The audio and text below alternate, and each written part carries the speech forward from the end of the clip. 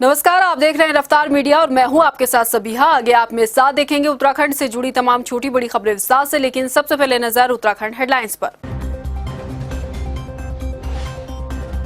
हरिद्वार में मुख्यमंत्री धामी ने किया 2464 मकानों का शिलान्यास। पीएम आवास योजना के तहत बनेंगे घर, लाभार्थियों को मिलेगा लाभ। सरहद की रक्षा के लिए देश को मिले 288 जाबाज युवा अफसर। देहरादून आईएमए में हुई जवानों की पासिंग आउट परेड। उत्तराखंड से 33 युवा भारतीय सेना में हुए शामिल। बजट सत्र में सरकार को घेरने के लिए विपक्ष बना रहा रणनीति। कांग्रेस प्रदेश अध्यक्ष बोले, महंगाई, भ्रष्टाचार, बेरोजगारी के मुद्दों को लेकर उठाएंगे सवाल। और देवभूमि में नशे के सौदागरों का फैला जाल। रुड़की और भगवानपुर में चल रही फैक्ट्रियां सीज। फिर भी सवाल, आखिर एक्शन के बाद क्यों जड़ से खत्म नहीं होता कारोबार। हेडलाइंस के बाद बुलेटिन में खबरें विस्तार से। हरिद्वार पहुंचे मुख्यमंत्री पुष्कर सिंह धामी ने प्रधानमंत्री आवास योजना के तहत हेतमपुर में बनने वाले 2464 आवासों का शिलान्यास किया। इस मौके पर सीएम धामी ने कहा कि प्रधानमंत्री नरेंद्र मोदी ने जब से कार्यकाल संभाला है, उन्होंने देश के ऐसे लोगों की चिंता की जिनके पास मकान नहीं है, जिनके घरों में घरेलू गैस सिलेंडर नहीं है और जिनको स्वास्थ्य सुविधाएं नहीं मिल रही। सीएम धामी ने कहा कि राज्य में इस योजना के तहत 20,000 से भी ज्यादा मकान बन रहे हैं। जो भी लाभार्थी हैं उन्हें इन योजनाओं का लाभ मिलेगा। इस दौरान पूर्व मुख्यमंत्री और सांसद रमेश पोखरियाल निशंक, कैबिनेट मंत्री प्रेमचंद अग्रवाल और कई बीजेपी नेता मौजूद रहे। राज्यपाल लेफ्टिनेंट जनरल गुरमीत सिंह ने शनिवार को राजभवन परिसर में स्वयं सहायता समूह की महिलाओं द्वारा बनाए गए उत्पादों की प्रदर्शनी का अवलोकन किया। इस प्रदर्शनी में नैनीताल, कोटाबाग, धारी, रामगढ़, फतेहपुर, रानीबाग, मोटा हल्दू स्थानों की महिलाओं ने अपने अपने उत्पाद की प्रदर्शनी लगाई। महिला समूह द्वारा बनाए गए इन उत्पादों का अवलोकन करते हुए राज्यपाल ने कहा कि उत्तराखंड की महिलाओं में प्रतिभा की कोई कमी नहीं है, वो आत्मनिर्भरता की मिसाल है। राज्यपाल ने कहा कि रिवर्स पलायन में स्वयं सहायता समूह की मुख्य भूमिका होगी और वो महिला सशक्तिकरण का बेहतरीन उदाहरण है। इसके साथ ही राज्यपाल ने अधिकारियों से कहा कि स्वयं सहायता समूह को हर संभव मदद दी जाए। चारधाम यात्रा के बाद शुरू होने वाली कांवड़ यात्रा को लेकर पर्यटन मंत्री सतपाल महाराज ने कहा है कि कांवड़ यात्रा को लेकर तैयारी शुरू कर दी गई है। सतपाल महाराज ने कहा कि सभी तैयारियां करने के लिए हरिद्वार जिला प्रशासन को आदेश दे दिए गए हैं और आने वाले सभी कांवड़ियों के ऊपर हेलीकॉप्टर से पुष्प वर्षा जो है वो की जाएगी। कोविड के कारण 2 साल बाद कांवड़ यात्रा शुरू होने जा रही है। उसके लिए हम लोग तैयारी कर रहे हैं। जिला प्रशासन को हमने सचेत कर दिया है और इसमें इस कांवड़ यात्रा के अंदर पुष्प वर्षा होगी। माननीय मुख्यमंत्री जी ने ये भावना व्यक्त की है कि जो भी कांवड़ यात्री आएंगे उन पर हेलीकॉप्टर से पुष्प वर्षा की जाएगी। हम सभी का स्वागत करते हैं और ये आशा करते हैं कि वो लोग मास्क पहन करके सैनिटाइजेशन करते हुए सारे काम करेंगे, जिससे कि कोरोना पर कंट्रोल लगे। हम ये चाहते हैं कि कांवड़ यात्रा सुचारू रूप से चले और उसमें सुरक्षा का व्यवस्था। और अब बात करेंगे विधानसभा सत्र की। 14 जून से विधानसभा सत्र शुरू होने जा रहा है, जिसको लेकर विपक्ष अभी से सरकार को घेरने की तैयारी में जुट गया है। कांग्रेस प्रदेश अध्यक्ष करण माहरा ने कहा कि सत्र के दौरान कई एजेंडे हैं, जैसे कि महंगाई, भ्रष्टाचार, बेरोजगारी और किसानों से संबंधित विषय। साथ ही जो वर्तमान में राशन कार्ड जमा कराने को लेकर प्रक्रिया चल रही है, ऐसे मुद्दे सत्र में विपक्ष उठाएगी। एजेंडे बहुत सारे हैं। महंगाई है, भ्रष्टाचार के कई मुद्दे हैं, किसानों से संबंधित कई विषय हैं और बेरोजगारी को लेकर भी बहुत गंभीर विषय हैं। एक ये जो चल रहा है कार्ड्स को जमा करने वाला, ये भी एक इम्पोर्टेंट इशू है। तो बहुत सारे इश्यूज हैं जिसमें सदन में हमारे विधायकगणों ने बहुत इम्पोर्टेंट इश्यूज रखे हैं। देश की सरहदों की हिफाजत का जिक्र हो और आईएमए का नाम ना आए तो ऐसा तो हो ही नहीं सकता। हर साल देश की रक्षा के लिए जवानों को तैयार करने वाली इंडियन मिलिट्री एकेडमी में आज पासिंग आउट परेड में 288 जवान अफसर बन गए हैं। कड़ी मेहनत और लगन के बाद ये मुकाम हासिल करने के बाद अफसरों के चेहरे पर जो खुशी और अपने देश के लिए जज्बा दिखा, वो काबिले तारीफ रहा। देखिए हमारी ये रिपोर्ट। देश को मिले 288 नए अफसर। पड़ोसी देशों के लाल ने भी किया माटी को सलाम। सरहदों की हिफाजत के लिए तैयार हैं नए अफसर।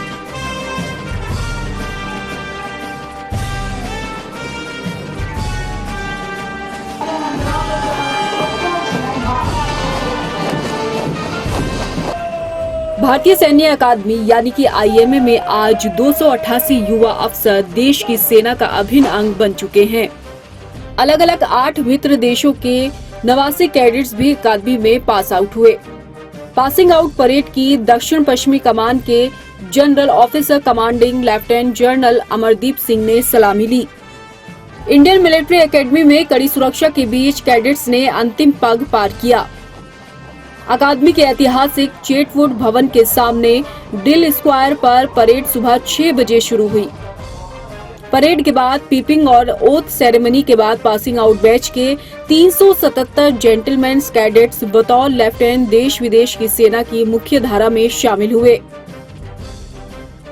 इनमें 288 युवा सैन्य अधिकारी भारतीय थल सेना को मिले।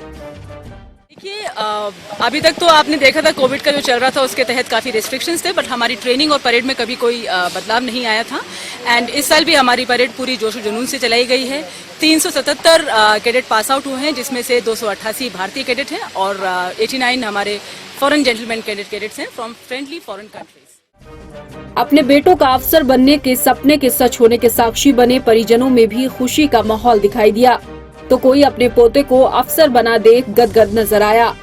इस बार जो अफसर सेना के अभिन्न अंग बने हैं उनमें कई देशों के कैडेट्स शामिल हैं।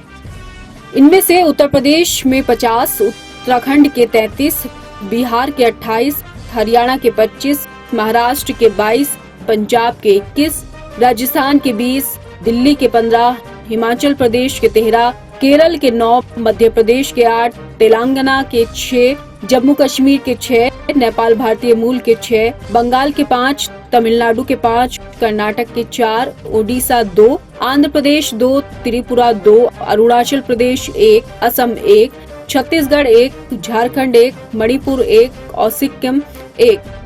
बहुत बढ़िया लग रहा है यहाँ आईएमए देखे, सारा अच्छा फंक्शन है आपका, सब कुछ अच्छा अरेंजमेंट है और बहुत अच्छा लग रहा है यहाँ आके। होता की परेड देखने और उनके स्टार लग रहे हैं इसलिए आए। ये वो तमाम देश हैं जिनके कैडेट्स आज पास आउट हुए। आईएमए में इस बार अफगानिस्तान के कैडेट्स का आखिरी बैच रहा। इस बार 43 कैडेट्स पास आउट हुए, लेकिन इन सभी का भविष्य अधर में इसलिए नजर आ रहा है कि अफगानिस्तान में तालिबान के कब्जे के बाद अफगान राष्ट्रीय सेना का अस्तित्व खत्म हो गया है। पिछले साल तालिबानी कब्जे के दौरान अफगानिस्तान के 83 जेंटलमैन कैडेट्स आईएमए में सैन्य प्रशिक्षण ले रहे थे। इनमें से 40 कैडेट्स दिसंबर 2021 में हुई पासिंग आउट परेड के दौरान पास आउट हुए, जबकि 43 आज पास आउट हुए हैं।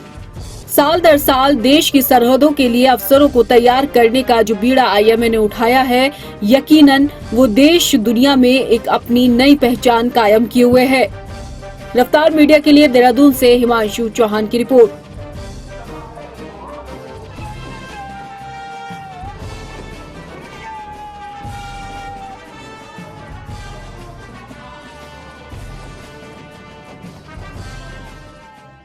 चंपावत विधानसभा क्षेत्र के दूरस्थ नेपाल सीमा से लगे मंच उप तहसील के ताले करीब 5.5 साल बाद खुले हैं। आपको बता दें कि 2017 में स्टाफ की कमी और मोबाइल नेटवर्क न होने से मंच उप तहसील को बंद कर दिया गया था, लेकिन अब सीएम धामी की घोषणा के बाद उप तहसील शुरू होने से सीमांत की 10,000 की आबादी को लाभ मिलेगा और क्षेत्रवासियों को 31 किलोमीटर दूर चंपावत की दौड़ नहीं लगानी पड़ेगी। धामी कैबिनेट में उत्तराखंड के चतुर्थ कर्मचारी संघ के मानदेय में इजाफा होने की खुशी पर दिनेशपुर नगर पंचायत के कर्मियों ने कार्यक्रम का आयोजन किया, जिसमें कर्मचारियों ने मुख्यमंत्री पुष्कर सिंह धामी और क्षेत्र के विधायक अरविंद पांडे का आभार जताया। कार्यक्रम में पहुंचे विधायक अरविंद पांडे ने कहा कि कठिन परिस्थितियों में कर्मचारियों ने मेहनत से काम किया है, इसलिए मानदेय में इजाफा किया गया है।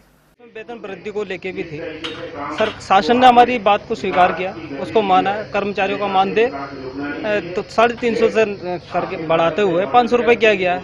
उसका एक सम्मान समारोह जो हमारे दिनेशपुर शाखा ने किया है और ये होना भी चाहिए। जो उनको वेज मिलता है, वेतन मिलता है, वो कहीं ना कहीं कम है और इनकी बहुत मुसीबत के दौर में इन्होंने बहुत अच्छा काम किया था। उन समय को देखते हुए हमारे मुख्यमंत्री जी ने घोषणा की थी कि इनका जो प्रतिदिन का वेतन है उसको बढ़ाया जाएगा। उत्तराखंड के शांत वादियों में अब नशे का जहर तेजी से घुलने लगा है। देवभूमि में पनपती नशे की जड़ों का जाल इस कदर फैल चुका है कि अब नकली फैक्ट्रियों में ड्रग्स बनाने और उसे सप्लाई करने का कारोबार हो रहा है। हाल ही में रुड़की में एसटीएफ के जरिए छापेमार कार्रवाई में भारी मात्रा में नशीला सामान बरामद होने के साथ कई फैक्ट्रियों को सील किया गया। मगर सवाल ये है कि क्या इतने भर से इस पर लगाम लगेगी? हमारी ये स्पेशल रिपोर्ट देखिए। देवभूमि में नशे के सौदागरों का जाल, ग्रामीण इलाकों में फल फूल रहा कारोबार, रुड़की और भगवानपुर में चल रही फैक्ट्रियां। एसटीएफ ने छापेमार कई फैक्ट्रियों को किया सील। सवाल, क्या नशे के कारोबार पर लगेगी लगाम?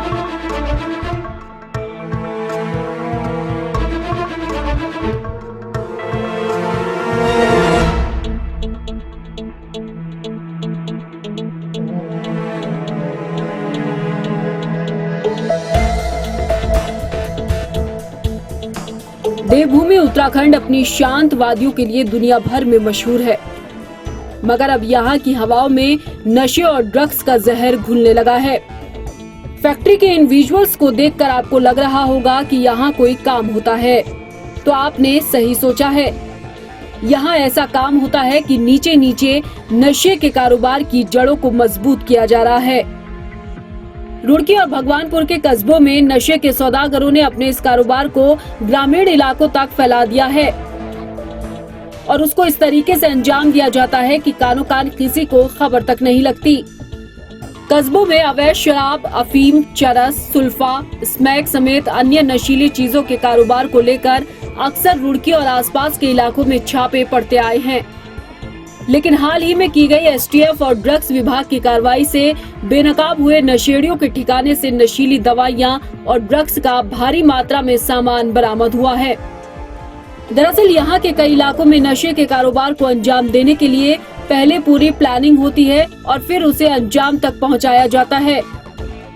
फैक्ट्री के अंदर आपको जितने उपकरण और सामान नजर आ रहे हैं, असल में इस फैक्ट्री को बाहर से कोई देखे तो बिल्कुल अंदाजा नहीं लगेगा कि अंदर खाने नशीले कारोबार को अंजाम देकर लोगों को इसकी तह में धकेलने के लिए काम होता है, क्योंकि इस फैक्ट्री को बाहर से ताला लगाया जाता और फिर अंदर ड्रग्स और नशीली दवाइयां बनाने का काम होता है। रुड़की क्षेत्र में पिछले 2 सालों से कई फैक्ट्रियां ऐसी पाई गई जो बाहर से बंद और अंदर से उनमें दवाइयों का कारोबार चलता हुआ नजर आया, पर वो दवाइयां जब जांच की गई तो नकली पाई गई। वहीं हम ऐसी कई फैक्ट्रियां आपको बता दें जो रुड़की क्षेत्र और भगवानपुर क्षेत्र में फिलहाल भी संचालित हैं और फिलहाल अब अगर बात करें बाहर से फैक्ट्रियां बंद रहती हैं, पर समय समय पर इन पर छापा जब मारा जाता है तो अंदर से फैक्ट्रियां चालू मिलती हैं। अगर बात की जाए तो भगवानपुर क्षेत्र में अभी हाल में ही एक ऐसी फैक्ट्री भी पाई गई जहां से 15 लाख रुपए से अधिक का जो है नकली दवाइयाँ बरामद हुई। ऐसा सिर्फ रुड़की क्षेत्र में नहीं बल्कि लक्सर, अगर उत्तर प्रदेश की बात करें तो वहाँ पर भी ऐसी फैक्ट्रियाँ, तमाम फैक्ट्रियाँ हैं जो संचालित हैं, पर इस पर ना ही तो खुफिया विभाग की नज़र रहती है और ना ही ड्रग विभाग इनको भांप पाता है। पता जब चलता है जब कोई पूरी तरह से दवाइयों का कारोबार यहाँ पर संचालित हो जाता है और उसके बाद कोई बड़ा विभाग देहरादून से आकर यहाँ पर छापा मारता है। हाल में ही भगवानपुर में भी इसी तरह की फैक्ट्री एसटीएफ ने सीज की है। पर वहीं अगर बात करें रुड़की क्षेत्र में या फिर भगवानपुर क्षेत्र में, अभी और भी इस चीज़ पर जोर डालना है कि आखिरकार कौन कौन सी वो फैक्ट्रियाँ हैं जो बाहर से बंद और अंदर से नकली दवाइयों को कारोबार कर रही हैं।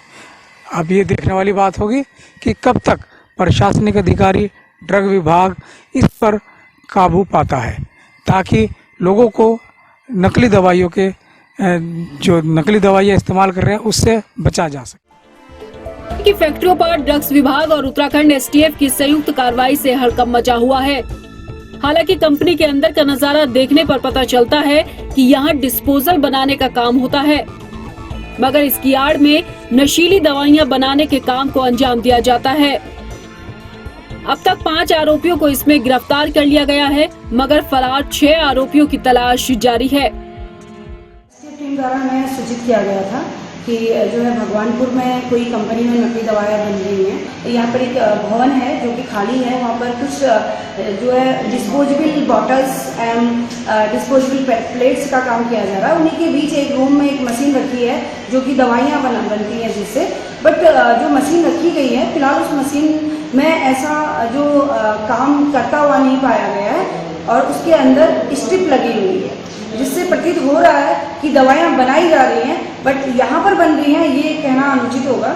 और एक पैकेट में कुछ दवाइयाँ मिली हैं, खुली हैं, वो भी रैप्ड नहीं है। मेरे द्वारा अग्रिम कार्रवाई अभी जारी। नशे का कारोबार रुड़की और भगवानपुर के कई ग्रामीण इलाकों में चल रहा है, जहां पुलिस कभी दबिश नहीं देती। हालात ये है कि मेडिकल स्टोर पर कोडवर्ड बताने पर नशे की गोली और इंजेक्शन भी धड़ल्ले से मिल जाते हैं। सूत्रों के मुताबिक कई मेडिकल स्टोर मालिक ये धंधा घर से भी ऑपरेट करते हैं। ऐसे में एसटीएफ और ड्रग्स विभाग की इस छापेमारी के बाद कुछ दिन के लिए नशेड़ी कारोबारियों के पेच तो कस दिए हैं, लेकिन मगरमच्छ की तरह बिछे इस जाल को तोड़ना बहुत जरूरी है। रफ्तार मीडिया के लिए रुड़की से अरशद हुसैन के साथ फिरोज की स्पेशल रिपोर्ट।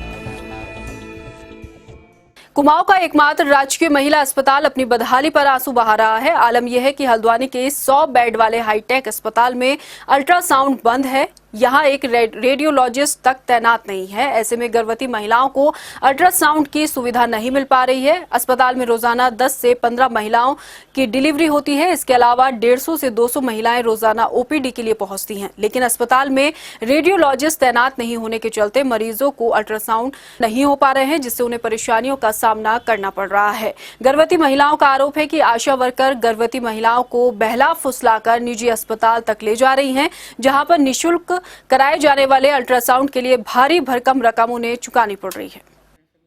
अब ये बहुत बड़ा विषय है जो कि हम लोग सीएम मैम से भी मैंने कहा है अभी, और पूर्व में भी काफ़ी होता है कि जो आशाएं अपने, जब हमारे रेडियोलॉजिस्ट भी अंदर बैठा होता है तब भी आशाएं ले जाती हैं, हम उनको रोक नहीं पाते हैं कि, और फिर पेशेंट हमारे पास आता है कि मैम हमें तो पता ही नहीं था कि यहाँ अल्ट्रासाउंड फ्री हो रहा है, और वो प्राइवेट में करा के ले आते हैं। ये समस्या तो काफी समय से बनी हुई है, ये नहीं कि अभी रेडियोलॉजिस्ट नहीं है तो आशाएं ले जा रही है ना। देहरादून के सहजधारा रोड स्थित NDM coaching global defence academy द्वारा अपने कैंपस में निःशुल्क हेल्थ चेकअप कैंप का आयोजन किया गया, जहां पर संस्थान के सभी छात्र छात्राओं का निःशुल्क हेल्थ चेकअप किया गया। इसमें body mass index, height, weight, oxygen level के साथ ही स्वास्थ्य से जुड़ी सभी चीजों का चेकअप हुआ, जिसके बाद छात्रों को स्वास्थ्य की तरफ से बेहतरी के लिए सुझाव भी दिए गए। निःशुल्क कैंप का लगभग 130 छात्रों ने लाभ उठाया। संस्थान के डायरेक्टर और एमडी का कहना है कि इस तरह के कैंप से यहां एनडीएन की तैयारी कर रहे छात्रों को अपनी फिटनेस के बारे में पता चलता है कि भविष्य में फिजिकल टेस्ट पास करने के लिए उन्हें इससे मदद भी मिलती है। हमारे संस्थान द्वारा ग्लोबल डिफेंस एकेडमी द्वारा एक हमारा कैंप ऑर्गेनाइज किया गया है, लगवाया गया है। ये हमारे जो बच्चे एनडी की जो तैयारी करने के लिए आते हैं, जो आगे चल के ऑफिसर बनते हैं, लेफ्टिनेंट बनते हैं, कैप्टन बनते हैं, मेजर बनते हैं, अच्छे आपके पदों तक जाते हैं, तो उनके लिए कैंप ऑर्गेनाइज किया गया जो कि एकदम बिल्कुल मुफ्त है। हमारे 250 बच्चे हैं जो नेक्स्ट वीक आने वाले हैं, तो एक कैंप हम अगले सैटरडे में ऑर्गेनाइज करेंगे। उसके बाद सितंबर हर 2 महीने में मतलब हम ये कैंप जारी रखेंगे, ताकि बच्चों को एक इन्वायरमेंट भी चेंज होता है उनका, तो थोड़ी बॉडी में दिक्कतें आती हैं। लक्सर के सुल्तानपुर में न्यायालय के आदेश पर 7 दुकानों पर प्रशासन का बुलडोजर चला। दरअसल पीर बाबा की जगह पर एक व्यक्ति ने अवैध तरीके से जमीन कब्जा कर 7 दुकानों का निर्माण कराया था। स्थानीय व्यक्ति ने अवैध निर्माण को लेकर हाईकोर्ट नैनीताल का दरवाजा खटखटाया, जहां न्यायालय ने सभी दुकानों को अवैध मानते हुए पीर बाबा की जमीन को कब्जा मुक्त करने के आदेश दिए। में सरकारी जमीन पे जो बाबा पीर के नाम से और रास्ते के नाम से एक ज़मीन थी, उसमें किसी व्यक्ति के द्वारा 7 पक्की दुकानें बनाई गई थी। इसमें माननीय न्यायालय के आदेश से क्रम में 7 दुकानों को आज तोड़ दिया गया है और उस जो सरकारी ज़मीन थी उसको कब्जा मुक्त। कोरोना वायरस से बचाव के लिए स्वास्थ्य विभाग ने हर घर दस्तक अभियान चलाकर कोविड टीकाकरण करना शुरू कर दिया है। लोहाघाट में भी स्वास्थ्य कर्मी दूसरी और बूस्टर डोज लगाने से छूटे लोगों का टीकाकरण कर रहे हैं। इसके अलावा छोटे बच्चों का नियमित टीकाकरण भी किया जा रहा है। आजकल जो ये 60+ वालों का क्या कहते हैं घर घर दस्तक वाला वैक्सीनेशन हो रहा है, तो हम घर घर जा करके 60+ वालों को वैक्सीनेशन कर रहे हैं। भीषण गर्मी में लोगों को जलपान का पुण्य कार्य दिनेशपुर की पर्वतीय उत्तरांचल सेवा समिति द्वारा किया गया। साथ ही लोगों से पानी की बचत और ज्यादा से ज्यादा पेड़ पौधे लगाने की अपील भी की गई। वरिष्ठ समाज सेवी भुवन चंद्र जोशी ने कहा कि पानी जीवन में अमूल्य है और इसे बर्बाद ना करें। ये बहुत दिनों से, कई वर्षों से हमारा ये प्रोग्राम चलता है गर्मियों में।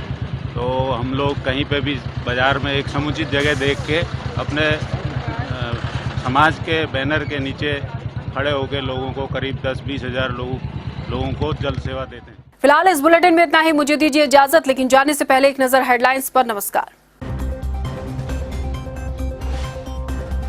हरिद्वार में मुख्यमंत्री धामी ने किया 2464 मकानों का शिलान्यास। पीएम आवास योजना के तहत बनेंगे घर, लाभार्थियों को मिलेगा लाभ। सरहद की रक्षा के लिए देश को मिले 288 जाबाज युवा अफसर। देहरादून आईएमए में हुई जवानों की पासिंग आउट परेड। उत्तराखंड से 33 युवा भारतीय सेना में हुए शामिल। बजट सत्र में सरकार को घेरने के लिए विपक्ष बना रहा रणनीति। कांग्रेस प्रदेश अध्यक्ष बोले, महंगाई, भ्रष्टाचार, बेरोजगारी के मुद्दों को लेकर उठाएंगे सवाल। और देवभूमि में नशे के सौदागरों का फैला जाल। रुड़की और भगवानपुर में चल रही फैक्ट्रियां सीज। फिर भी सवाल, आखिर एक्शन के बाद क्यों जड़ से खत्म नहीं होता कारोबार।